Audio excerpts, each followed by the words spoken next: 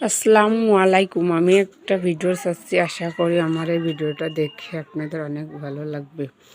আসলে কি আমি অসুস্থ, তো এই কারণেই কোনো কাজকর্ম করতে পারি না। তারপরেও নিজের ঘরের লুকটা দেখানোর জন্য আমি আপনাদের মাঝে তুলে ধরার জন্য আমি একটু ভিডিও বানিয়েছি শুধুমাত্র দেখানোর জন্য। যদি আপনাদের ভালো লাগে বা দেখেন তাহলে লাইক ও সাবস্ক্রাইব করে আমার পাশে থাকতে পারেন। আশা করি দেখে আপনাদের ভালো লাগবে। আসলে আমি আগে কখনো ভিডিও বা কোনো কিছু করি নাই, এজন্য হয়তো বা ভুল হতে পারে। আর মানুষ মাত্রই ভুল। আমি আশা করি এগুলা মানুষ একটা জিনিস প্রথমের থেকেই তো অনেক ভালো পারে না, শুরু করার পরে আস্তে আস্তে ঠিক আশা করা যায় সেই জিনিসটাই সে সফল হয়।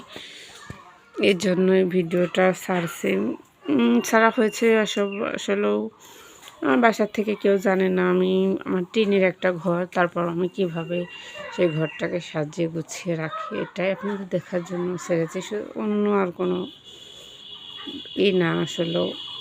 আসলে আমার কাছে ভালো লাগে যে আমার এই ঘরটা মানুষ দেখবে, দেখে বলবে যে ভালো হয়েছে বা ভালো দেখা যায়।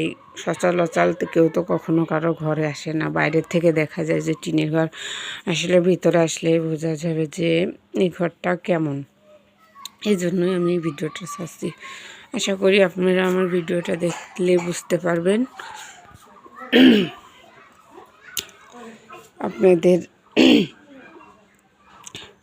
কাছে আমি ভিডিওটা ছেড়েছি। আসলে আমি প্রচুর পরিমাণ অসুস্থ, তারপরও অসুস্থর জন্য মন কোনো সময় ভালো লাগে না, ঘরে একাই থাকি। এই জন্য ভাবছি যে যদি একটা কাজ করি তাহলে নিজের কাছেও ভালো লাগবে, আর কাজ করতেও একটা এনার্জি আসবে, যে কাজটা প্রতিনিয়ত করলে হয়তো বা আমার ভালো লাগবে। আমার মনটা সবসময় খারাপ, অসুস্থ বা দুর্বল থাকি।